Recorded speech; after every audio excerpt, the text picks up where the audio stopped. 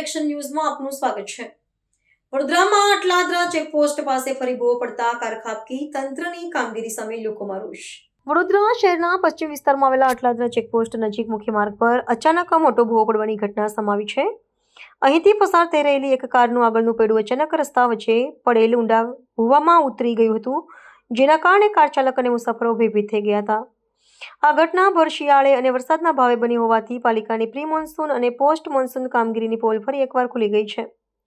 સ્થાનિકો અને રાહદારીઓની ભારે જહેમત બાદ કારને ભૂવામાંથી એમકેમ બહાર કાઢવામાં આવી હતી, જોકે કારને સામાન્ય નુકસાન પહોંચ્યું હોવાનું જાણવા મળ્યું છે। આ બનાવને પગલે મુખ્ય ટ્રાફિકથી ધમધમતા અટલાદરા રોડ પર ટ્રાફિક વ્યવસ્થા ખોરવાઈ ગઈ હતી। જ્યાં સુધી આ ભૂવાનું યોગ્ય રીતે પુરાણ અને સમારકામ કરવામાં ન આવે ત્યાં સુધી અકસ્માતનો ભય અને ટ્રાફિક જામની સમસ્યા યથાવત રહે તેવી શક્યતા છે। પાલિકાની ટીમે ઘટના સ્થળે પહોંચીને આસપાસ બેરિકેડિંગ કરી કામગીરી હાથ ધરી છે, પરંતુ વારંવાર એક જ વિસ્તારમાં પ્રકારની ઘટનાઓ બનતા રોડની ગુણવત્તા અને ડ્રેનેજ લાઇનની જાળવણી સામે ગંભીર પ્રશ્નો ઊભા થયા છે। ઘટનાની જાણ થતાં જ વોર્ડ નંબર 12ના કોંગ્રેસ પ્રમુખ રાકેશ ઠાકોર તાત્કાલિક સ્થળ પર દોડી આવ્યા હતા અને તાત્કાલિક તંત્ર સામે ઉગ્ર રોષ વ્યક્ત કર્યો હતો। તેમણે આક્ષેપ કર્યો હતો કે શાસકોના પ્રાપે પ્રજાને હાલાકી ભોગવવી પડી રહી છે અને સ્માર્ટ સિટીના દાવો પોકળ સાબિત થયા છે। અટલાદરા વિસ્તારમાં પ્રકારે ભૂવા પડવાનું પુનરાવર્તન થતું હોવા છતાં તંત્ર દ્વારા કોઈ નક્કર પગલાં લેવામાં આવતા નથી, જે ભ્રષ્ટાચાર અને બેદરકારીની ચાળી ખાય છે। વારંવાર આ ભૂવાની રજૂઆત છતાં ગઈકાલે મહંત સ્વામી આવવાના હતા ત્યારે આ રોડ પર લાલી પાવડર કરી ગયા।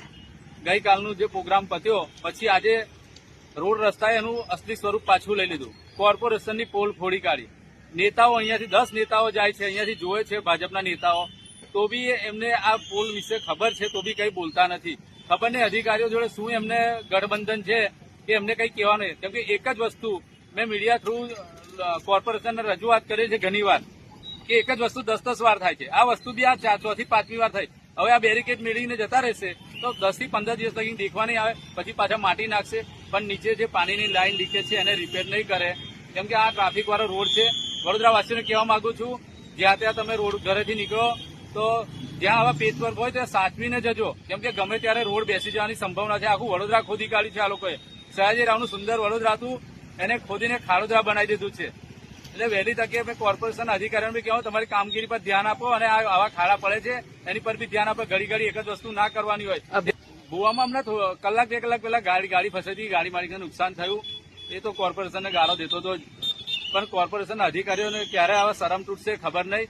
એટલે આવા અવારનવાર સારું અહીંયાથી સ્કૂલ વાહનો જાય છે, બસો જાય છે, જો અહીંયા કઈ ઘટના ઘટી ગઈ તો જવાબદાર કોણ? કોર્પોરેશન લેવાનું છે કે બાય ચાઇની કરીને ખાલી બધું જેમ આગળ થયું છે લોકો મર્યા છે અને વાર્તાઓ કરીને ભૂલાડી દેશે એવું ભૂલાડી દેશે। એટલે વહેલી તકે કોર્પોરેશન આવે અને આ ખાડાનું નિવારણ લાવે।